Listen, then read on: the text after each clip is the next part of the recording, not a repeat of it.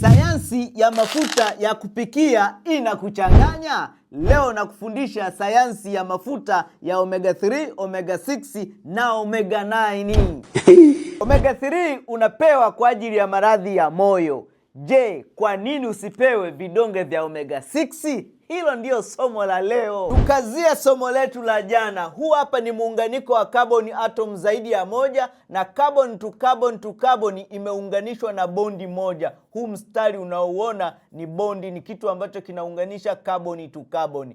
Muunganiko huu unatupa structure hii hapa. Hii structure tulikuwa tunasema katika organic chemistry inaangukia katika kundi la alkane.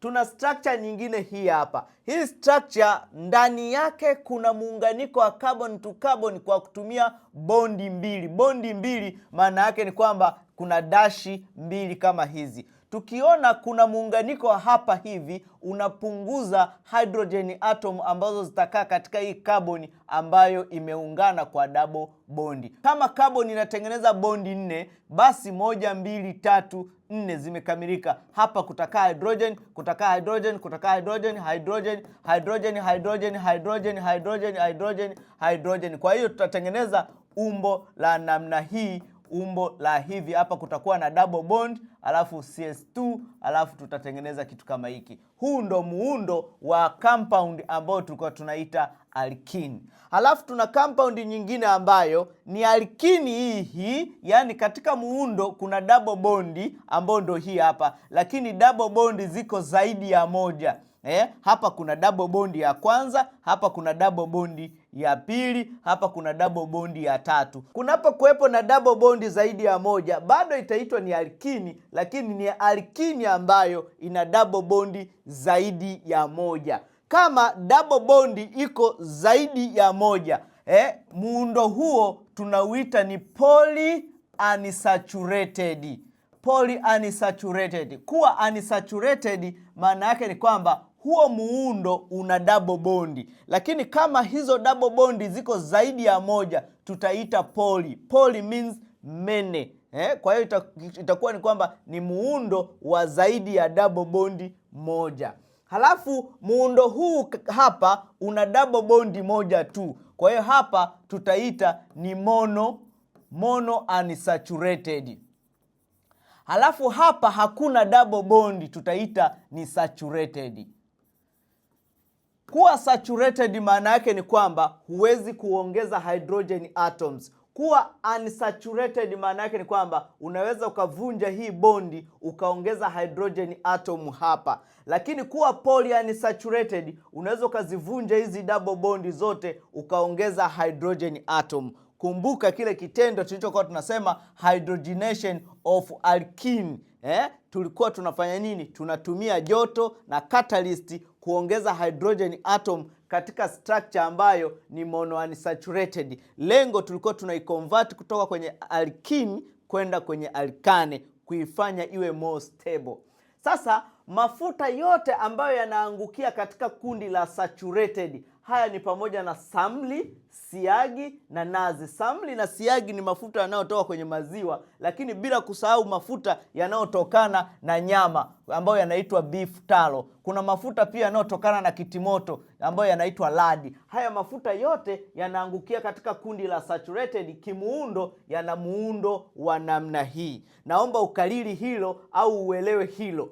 Olive oil, palm oil, mawese pamoja na maparachichi ni mafuta ambayo yanaangukia katika monounsaturated group, yaani mafuta ambayo kimuundo ndani yake kuna double bondi moja. Halafu tuna mafuta alizeti, pamba, soya, mahindi. Haya mafuta yanaangukia katika structure ambayo inaitwa polyunsaturated fatty acid. Ni mafuta ambayo kimuundo ndani yake kuna structure ambayo ina contain double bond zaidi ya moja. Ndio maana yanaitwa ni polyunsaturated. Haya mafuta, oxidation of cooking oils, ni kitendo cha yale mafuta ya kupikia kuathirika na kutengeneza vitu ambavyo vinaathiri afya yako katika viungo vyako pale yanapokutana na oksijeni, joto kali yani moto mkali na mwanga. Yanaathirika kwa kutengeneza sumu ziitwazo free radicals, hizi ni sumu katika kiwango kidogo hustua mwili kuwa tayari kupambana na maadui wanaotaka kuvamia mwili. Lakini zinaporuhusiwa kuaccumulate au kurundikana mwilini, kwa sababu uwezo wa mwili kuzinasa na kuziondolea uwezo wa kudhuru mwili wako unapopungua, yani free radicals nyingi kuliko antioxidant, mwili wako unaingia kwenye msongo wa sumu, tunaita oxidative stress. Hivyo lazima tuangalie umuhimu wa kuzingatia vyanzo vya sumu ili mwili usilemewe na sumu. Sasa tuone katika yale makundi matatu ya mafuta ambayo ni saturated, monounsaturated na polyunsaturated, mafuta yapi yanaongoza katika kutuletea oxidative stress, mwili kuwa katika msongo wa sumu. Ukichukua mafuta ya samli ya ng'ombe, siagi ya ng'ombe, mafuta ya nazi, mafuta ya kitoweo, mafuta ya kitimoto, haya mafuta endapo ukiyaweka katika oxygen au ukayaweka katika joto kali, moto mkali, mafuta haya hayatazalisha sumu nyingi ukilinganisha na makundi mengine yaliyobaki. Mafuta ya mzaituni, mafuta ya mawese, mafuta ya avocado yani maparachichi, na mafuta ya almond. Haya mafuta yanastahimili moto kwa wastani, hivyo yatakuzalishia free radicals au oxidative risk ni plus.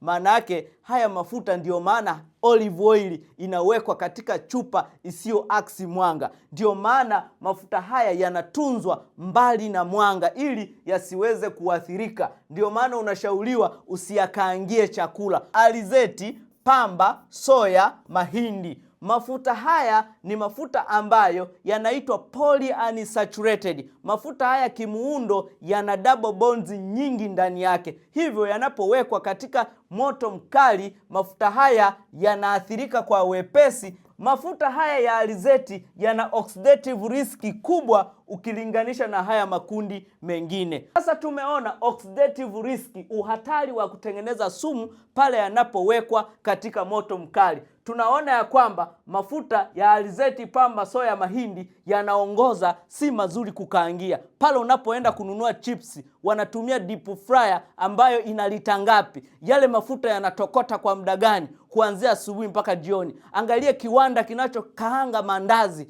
kile kiwanda kinaweka lita ngapi za mafuta, yanatokota kwa muda gani mpaka kiwanda kimalize mzigo wa mandazi, halafu yale ndo unakula wewe. Kwa nini usipate kansa?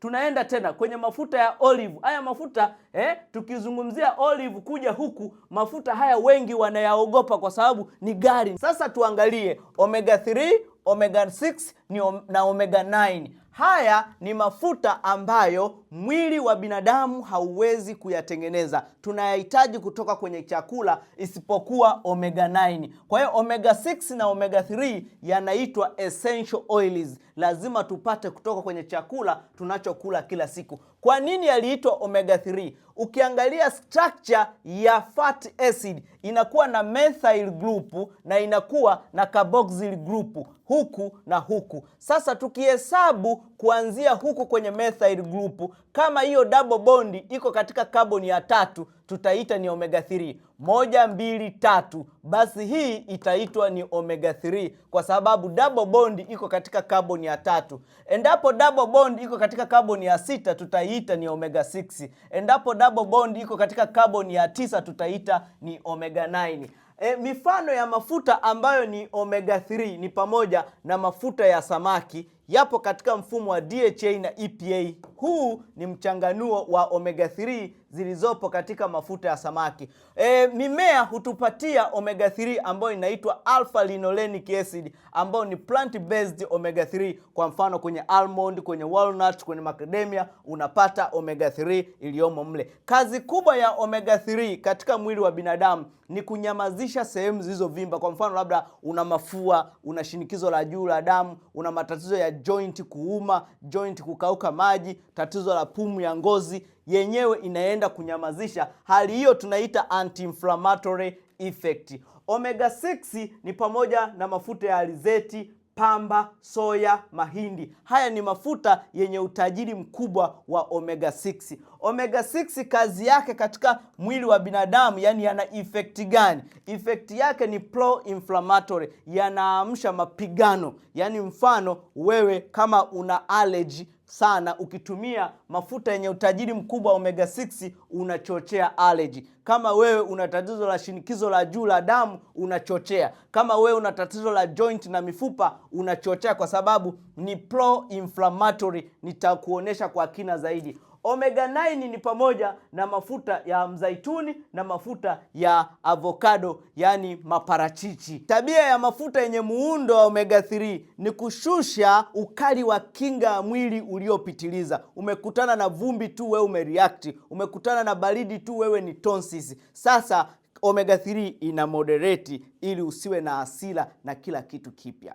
Omega 6 kazi yake ni kuamsha mapambano dhidi ya adui. Sasa pale ambapo unapozidiwa, mapambano yanakuwa yaliyokithiri. Sasa kuna umuhimu wa kujua serum ratio ya omega 3 na omega 6, yani uwiano wa haya mafuta. Kumbuka haya mafuta tunayapata kutoka kwenye chakula, ni essential. Maana yangu ni kwamba unatakiwa uhakikishe yako in balanced state. Hata ukisoma tafiti miaka ile katika kipindi cha uwindaji na uvuvi tulikuwa 1:4, sasa hivi tuko 1:16, 1:30. Maana yake tumekula kupindukia mafuta yenye kiasi kikubwa cha omega 6 kuliko mafuta yenye omega 3 kwa wingi. Sasa nini kinachotokea? Kinachotokea ni kwamba kiasi cha omega 6 katika mwili kitakuwa kingi kuliko omega 3, na madhara yake ni kinga yako ya mwili inaweza ikawa na hasira kupitiliza, kila kitu ukawa una allergy nacho. Kumbuka ya kwamba omega 3 na omega 6 kazi yake huwa ni kutengeneza cell membrane, kutengeneza ukuta wa cell. Na kumbuka cell is a basic unit of life, ni kitovu cha uhai wa binadamu. Lakini pia ni kumoderate kinga ya mwili. Kinga yako ya mwili isiwe kali sana na isiwe imepoa sana, iwe katika mazingira fulani. Kazi hiyo hufanywa na omega 3 na omega 6. Sasa nini kitatokea endapo omega 6 ikizidi katika mwili wako kwa sababu ya ulaji wa vyakula vyenye kiasi kikubwa cha omega 6? Kitakachotokea ni hiki hapa. Hiyo omega 6 iliyopo katika cell membrane itabadilishwa na phospholipase A2. Hii ni enzyme ambayo huwa inabadilisha omega 6 kwenda kwenye form inaitwa arachidonic acid. Arachidonic acid ni polyunsaturated fat acid, ni mafuta ambayo yana multiple double bond ndani yake. Hii arachidonic acid itaendelea kubadilishwa, itapitia pathway inaitwa cyclooxygenase 2, ambayo hii itabadilisha kwenda kwenye kitu kinaitwa prostaglandin E2. Prostaglandin E2 kazi yake kubwa ni kumediate inflammation. Inflammation ni kuvimba, pain and fever.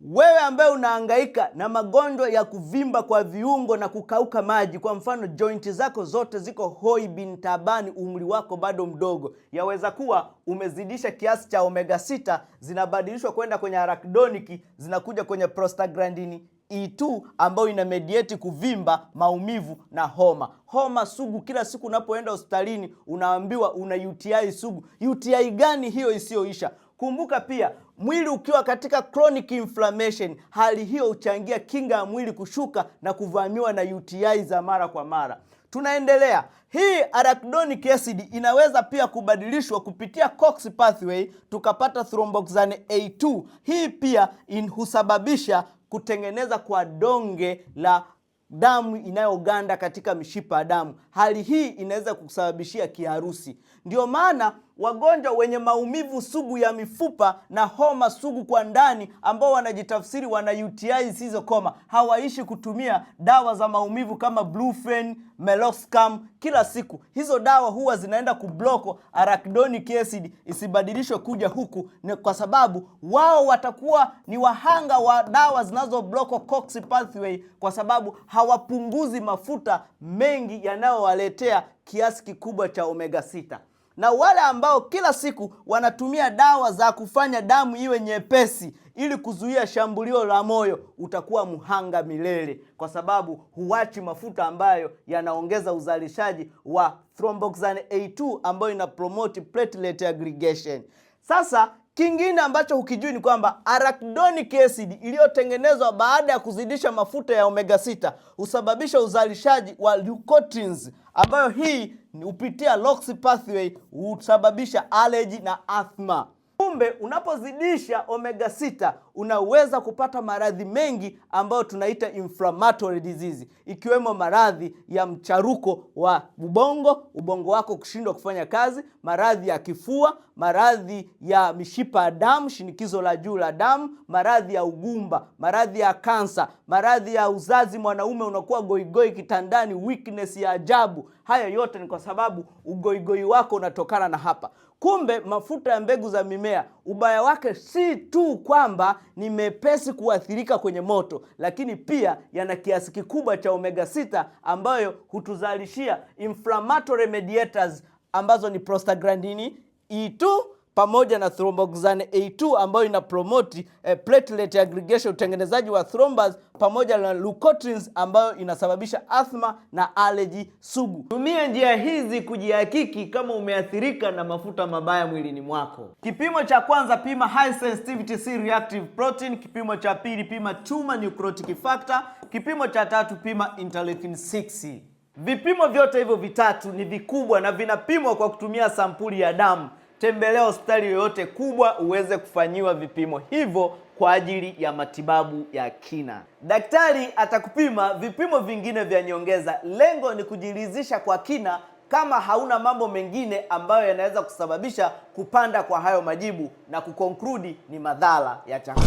Wanafunzi wangu wa mjambo, my take home with this: hakikisha ya kwamba tafuta mafuta asili. Chagua kitoweo kilichonona. Enjoy mafuta ya kitoweo. Mafuta ya kitoweo yanaleta ladha asili ya chakula. Chakula chenye mafuta kinadondosha udelele. Usiongeze mafuta yoyote kama chakula chako kina mafuta toshelevu. Enjoy your diet. Kingine, chagua mafuta ambayo ni imara kwenye moto. Chakula kilichopikwa na mafuta ambayo ni imara kwenye moto yanasaidia kulinda afya yako. Kumbuka yale mafuta tuliyosema yanaangukia kwenye kundi la saturated, mafuta ambayo yanaangukia kwenye kundi la monounsaturated. Haya ndiyo mafuta mazuri ambayo niliyataja katika jedwali langu lililopita, unaweza ukarejea. Ongeza kiasi cha mafuta yenye utajiri mkubwa wa omega 3. Ogopa au punguza mafuta yenye kiasi kikubwa cha omega 6. Alizeti, pamba, soya, mahindi ni chanzo cha maradhi ambayo kila siku umekuwa ukisugua benchi hospitali. Kitu kingine, epuka kukaanga chakula chako hata kama unatumia mafuta ambayo ni imara, kwa sababu daktari kasema mafuta haya ni imara, hayana oxidative risk kubwa, basi wewe ndio unayoyatumia tena kwenye kukaangia chipsi. Hapana, hakikisha ya kwamba unachoma au unaoka, yani unatumia oven kukausha chakula chako. Tumia njia hiyo. Sitaki ni kuone unakaanga samaki. Kula supu na choma kuepuka mafuta mabaya. Kama uko nje na nyumbani kwako haujui mafuta gani wametumia, tumia supu na vya kuchoma full stop, na muulize hiki ulichochoma umedumbukiza kwenye mafuta. Kama amedumbukiza kwenye mafuta kuharakisha kuivisha, usile hicho kitu. Kingine, pangilia lishe yako kwa kufuata mwongozo wa kitabu changu cha sayansi ya mapishi. Kitabu hiki mbali na kwamba kina elimu ya kina, lakini kinakupa mwongozo vyakula gani ununue, namna ya kuviandaa na namna ya kuunda sahani ili uweze kuwa na afya njema. Mwalimu wenu napitia magumu. Hebu tazama project jinsi ilivyo nzito, ili kuhakikisha wewe unapata nondo za kuvunja fuvu la kichwa. Yote haya ni kwa sababu ya upendo wangu kwenu, na kuomba usininyime like, comment, share. Usisahau kwenda YouTube, natumia Dr. Boaz Mkumbo MD. Video zote ninazoweka huku Instagram nazitupia kwa urefu zaidi. Nawapenda sana. Comment hapo chini, share, mtumie rafiki yako.